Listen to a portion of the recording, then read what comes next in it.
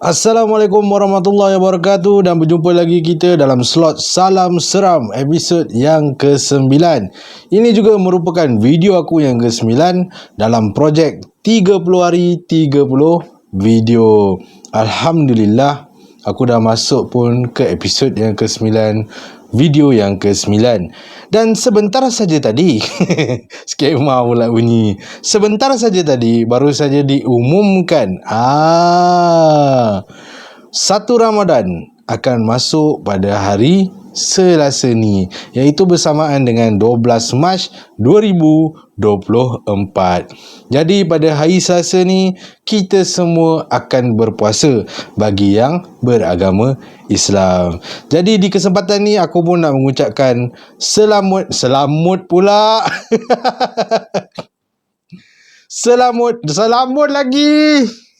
Nak sambung selamat dengan menyambut tu. Selamat menyambut bulan Ramadan. Dan adakah pada bulan Ramadan video menceritakan cerita seram ni akan ditunda? Oh tidak. Bersambung sahaja seperti biasa. Okey, jadi apakah kisah seram yang aku nak kongsikan kepada korang semua pada hari ini untuk episod yang ke-9? Kisah seram kali ni datang daripada seorang pengirim yang menamakan dirinya sebagai Zul. Jadi, Zul nak berkongsi satu kisah seram bila mana dia menggunakan satu jalan dari stesen 18 ke Batu Gajah, Perak. Dan jalan tu telah menyebabkan dia mengalami satu kejadian yang sangat menyeramkan. Nak tahu apa yang berlaku kepada Zul? Tunggu selepas ni.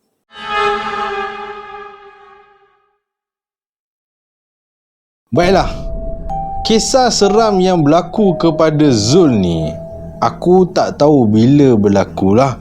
Tapi aku boleh katakan agak lama berlaku kerana Zul ni mengatakan dia masih lagi memakai MP3 player.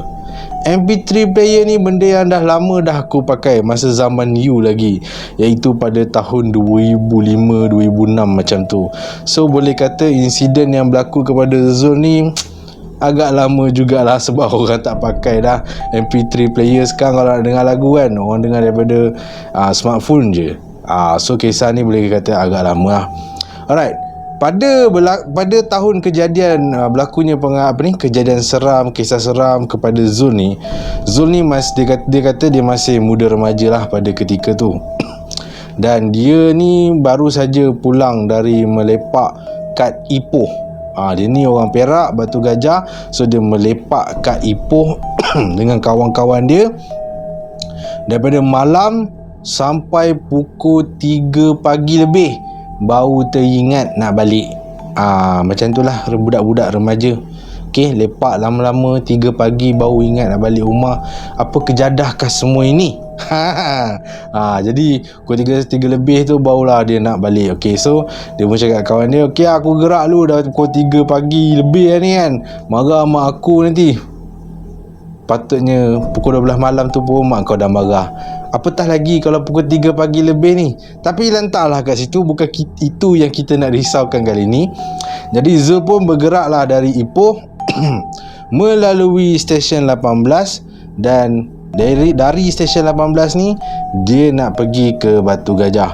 Orang-orang kat Ipoh, stesen 18 ataupun Batu Gajah, aku rasa korang akan familiar dengan jalan yang menghubungkan stesen 18 dengan Batu Gajah tu. Alah, jalan yang penuh dengan orang kata apa, tempat-tempat industri tu yang ada kilang tu. Jalan tu lah yang Zul lalu untuk dia balik ke Batu Gajah. Jadi Zul ni sekarang dia menunggang motosikal, tapi aku tak tahu dia menunggang motosikal jenis apa lah. Tapi aku rasa kapcai je lah, sebab dia kata pada malam tu dia bawa motor dia dengan speed lebih kurang 70-80 je. Dan jalan yang menghubungkan stesen 18 dengan Batu Gajah tu, aku boleh kata jalan tu sebenarnya lampu pun tak berapa banyak, dan kawasan tu gelap dan penuh dengan pokok-pokok yang merimbun. So kalau lalu jalan tu pukul 3 pagi, memang agak scary jugalah. Sebab memang gelap gelita kawasan tu. Tapi itu antara jalan yang agak shortcut untuk Zul pulang ke rumah dia di Batu Gajah lah. So Zul pun masuk ke jalan tu dan teruslah menunggang motor dia pulang ke rumah. Jadi dengan kelajuan 70 km sejam, Zul membawa motosikal dia. Okey, segalanya nampak tenang. Tapi setibanya Zul dekat jalan, masih lagi jalan tu, tapi kat sebelah kiri ke kat sebelah kanan aku tak ingat, ada tasik. Kat kawasan tasik tu, tiba-tiba Zul menyedari motor dia yang berkelajuan 70 km sejam turun menjadi 40 km sejam. Masa tu Zul dah mula rasa pelik. Okey, lupa nak cakap. Sambil bawa motor ni, Zul dia dengar MP3 player dia tu. Okey, tapi okey, so masa tu dia dah sedar daripada 70 km sejam jadi 40 km sejam Zul bawa. Apa sebab motor aku ni macam berat ni, 40 km sejam ni. Okey, masa tu Zul tak fikir apa-apa lagi, tak fikir bukan-bukan lagi. Dan pada ketika tu juga hanya Zul sahaja yang menggunakan jalan raya tu. Benda seram biasanya akan berlaku masa berseorangan, bukan masa ramai-ramai biasanya lah.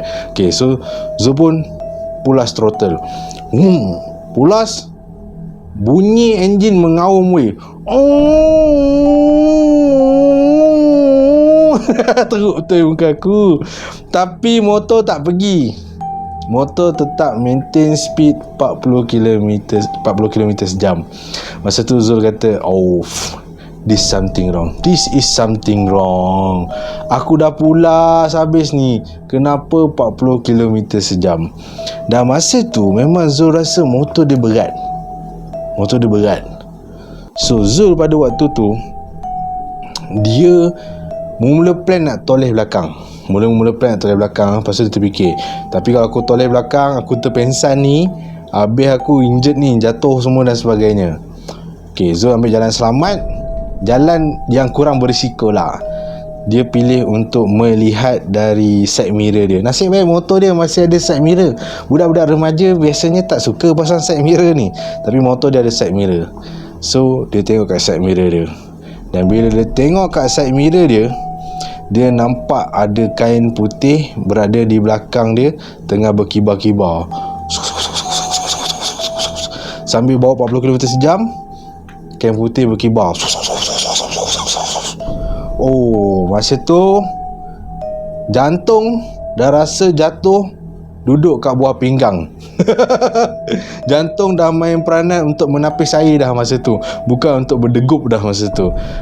Dia punya cuak pada masa tu. So Zul, dia kata okey, ini memang tak cantik ni, Jadi apa yang dia buat untuk dia tenangkan diri, dia tak baca pun ayat Quran, dia tak baca pun ayat kursi. Apa yang dia buat, dia kuatkan volume MP3 player dia. Dia kata sebelum benda tu gelap, mengilai dan dia boleh dengar sampai dia rasa cuak, dia lagi rela sakitkan telinga dia mendengar lagu sekuat-kuatnya. So dia naikkan volume yang paling kuat, naik. Dan sambil tu dia tetap usaha pulas dia punya throttle. Tapi throttle dia mengaum je weh, tak pergi. Pulas habis 40 juga, pulas habis 40 juga. Dan masa tu memang Zul seorang je atas jalan raya tu. Berdebar tak payah cakap lah, seram tak payah cakap juga. Kecut perut pada ketika tu buat Zul. Jadi Zul pun tak apa, dia tabah je lah mengharungi dugaan ini. Dia pun pulas je throttle 40 lah, janji aku jalan. Kemudian sesuatu yang lagi tak best berlaku kepada Zul. Apa yang berlaku weh? Mungkin benda tu dah gelak kuat-kuat, dah mengilai kuat-kuat, tapi Zul buat je. Benda tu start main kasar. Dia start buat apa? Dia start pegang bahu Zul. So Zul memang dia rasa bahu dia kena pegang. Apa ni, kena pegang pula. Tapi Zul dia tak tengok macam tu. Dia takut dia pun, dia tetap tengok, tapi melalui side mirror. Side mirror, dia tengok kat side mirror. So dia tengok kat side mirror, dan apa yang dia nampak ialah satu tangan macam manusia, tapi warna dia putih melepak gila, macam tak ada darah langsung kat tangan tu, duk pegang bahu si Zul tu. Masa tu Zul kata rasa macam nak accident, rasa macam dah nak jatuh, rasa memang dah tak kuat dah badan ni untuk bawa motosikal tu. Tapi itulah, alhamdulillah lah, Allah ni nak tolong dia punya hamba. Tiba-tiba bertentangan dengan Zul, ada lori lalu. Lori tu asalnya bila dia lalu, dia buat lampu biasa je. Tapi bila lori tu nampak Zul, dia terus buat lampu tinggi. Dan sebaik saja lampu tinggi daripada lori tu dinyalakan, motor Zul tiba-tiba terus boleh memecut laju daripada 40 km sejam. Sebab Zul dalam keadaan memang dia tengah pulas throttle, dia memang pergi sampai bukan bulan. Pergilah dalam 80, 90, 100 macam tu lah. Memang berdesup dia pergi. Dan tindakan pemandu lori tu seolah-olah macam mungkin dia nampak lah apakah benda yang sedang menumpang Zul tu sebenarnya, dan dia pun menghulurkan bantuan dengan cara memberi lampu tinggi. Dan mungkin kesannya bukanlah benda tu takut, tapi benda tu rasa terganggu ke, oh silau lupa bawa spek ke apa kan.